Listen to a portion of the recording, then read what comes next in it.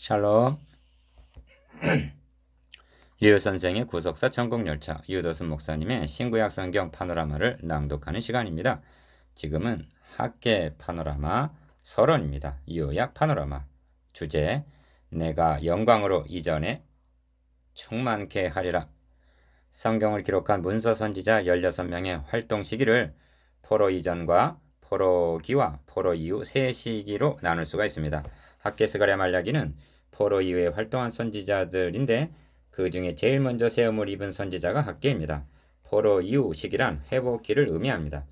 선지자들은 예루살렘의 심판을 경고하면서 한결같이 회복을 약속함으로 소망을 주셨습니다.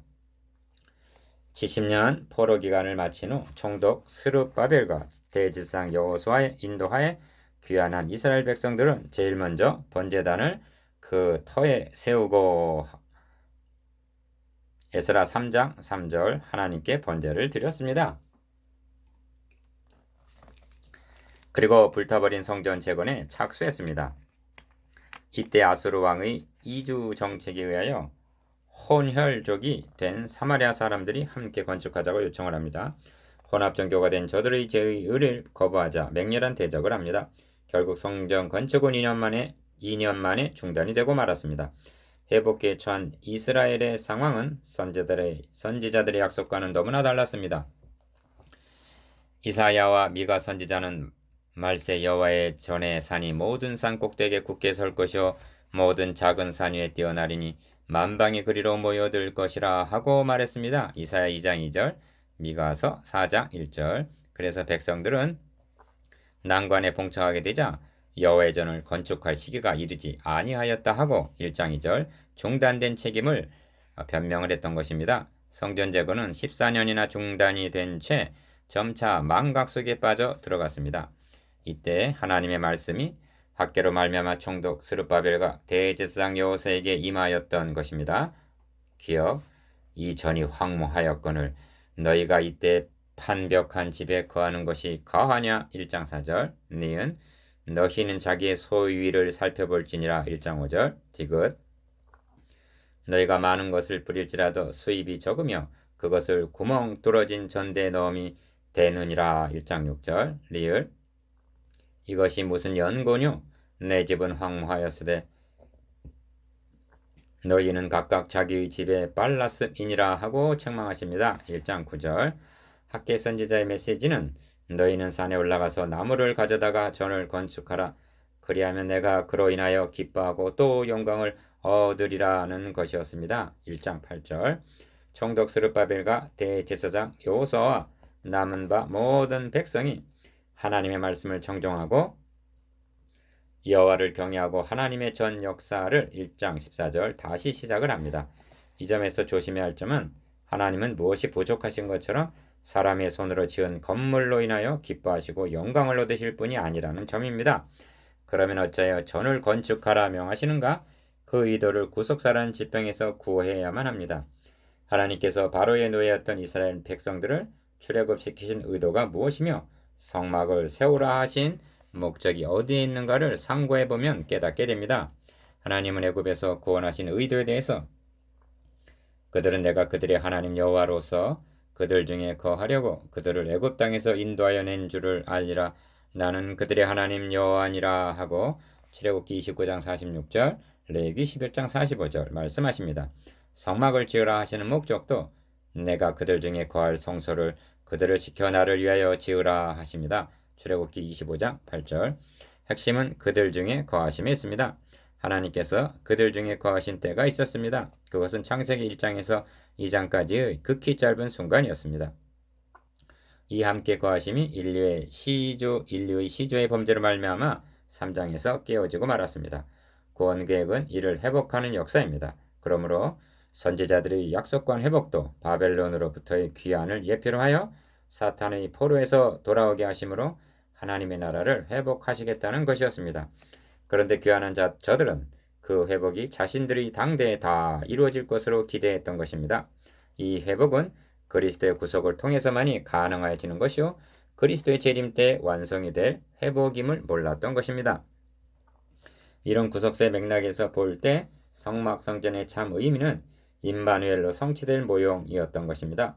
그때까지 성전 예배를 통하여 하나님과 교제를 지속하며 생축으로 드리는 제사를 통해서 그리스도께서 단번에 드려주실 구속을 대망케 하셨던 것입니다.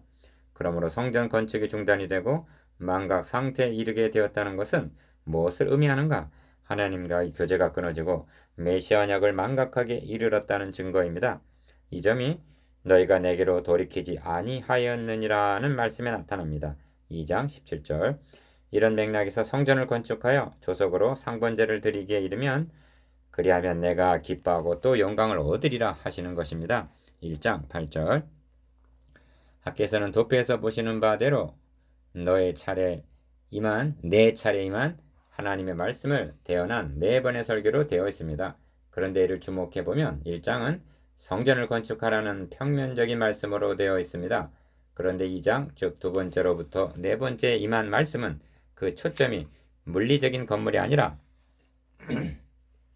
참 성전 되시는 그리스도에게 맞춰져 있는 것을 보게 됩니다. 너희 중에 남아있는 자 곧 이전 영광 솔로몬의 영광을 본 자가 누구냐? 이것이 너희 눈에 보잘것이 없지 아니하냐 하십니다. 2장 3절. 하나님은 재건되는 성전에 보잘것없음을 책망하시는 것이 아닙니다. 은도 내 것이요 금도 내 것이라 하시는 2장 8절. 하나님의 마음이 무엇인가? 내가 은이나 금으로 지으면 기뻐하고 영광을 얻는 하나님인 줄 아느냐? 아니라 하시는 것입니다. 오히려 내가 영광으로 이전에 충만하게 하리라 하시면서 2장 7절. 이전의 나중 영광이 이전 영광보다 크리라 하십니다. 9절. 이는 말씀이 육신에 대해 우리 가운데 거하심에 우리가 그 영광을 보니 아버지의 독생자의 영광이요 은혜와 진리가 충만하더라 해서 요한복음 1장 14절 성취될 메시아 언약을 가리킴이 명백한 것입니다. 2장 10절에서 14절까지의 나후는 성물이 되겠느냐 부정하겠느냐 한 두 가지 질문의 의미가 무엇인가? 이는 성전을 재건하고 있는 도중에 주어진 말씀임을 유념해야만 합니다.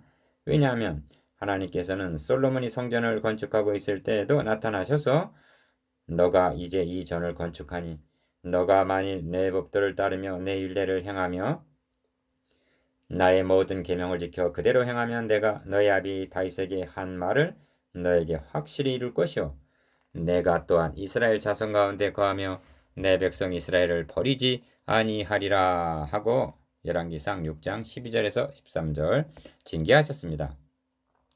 만일 이를 명심하지 않고 다른 신을 섬기면 내가 거룩하게 구별한 이전이라도 내 앞에서 던져 버리리니 하고 경고하셨습니다. 열왕기상 9장 7절. 하나님은 포로에서 귀환하여 성전을 재건하는 자들을 향해서도 동일하게 물리적인 성전 건물보다 저들의 마음에 있는 성전이 정화되어야 할 것을 경계하시는 것입니다. 학께서는 성전을 건축하라는 1장 8절의 그런 명령으로 시작하여 전 역사를 하였으니 하고 1장 14절 중단되었던 성전 건축이 재개되었음을 보여주고 있지만 성전을 완공했다는 기사는 없습니다. 그러므로 주목해야 할 점은 성전 건축으로 시작한 학계에서는 성전이라는 건물로 끝매고 있는 것이 아니라 내가 너를 취하고 너로 인을 삼으리니 이는 내가 너를 택하였음이니라 하고 2장 23절 너라는 인물로 결론을 맺고 있다는 점입니다. 이 너가 1차적으로는 스룹바벨이라 하여도 그는 예표의 인물이요 택하여 인을 삼으신 궁극적인 너는 그리스도를 가리키는 약속의 말씀입니다. 그렇습니다. 하나님의 나라 회복은 성전이라는 건물로 이루어지는 것이 아니라 너라 하신 그리스도의 대속을 통해서 잃어버렸던 자기 백성들인 우리를 찾으심으로 가능해지기 때문입니다. 성경은 말씀합니다. 그의 안에서 건물마다 서로 연결하여 주 안에서 성전이 되어가고 너희도 성령 안에서 하나님의 거하실 초소가 되기 위하여 예수 안에서 함께 지어져 가느니라. 에베소서 2장 21절에서 22절. 하나님은 금이나 은혜로 지은 물건이 아니라 다시 찾은 바 된 자기 백성들로 이루어진 성전에 거하시기를 기뻐하심을 명심해야만 합니다. 아멘.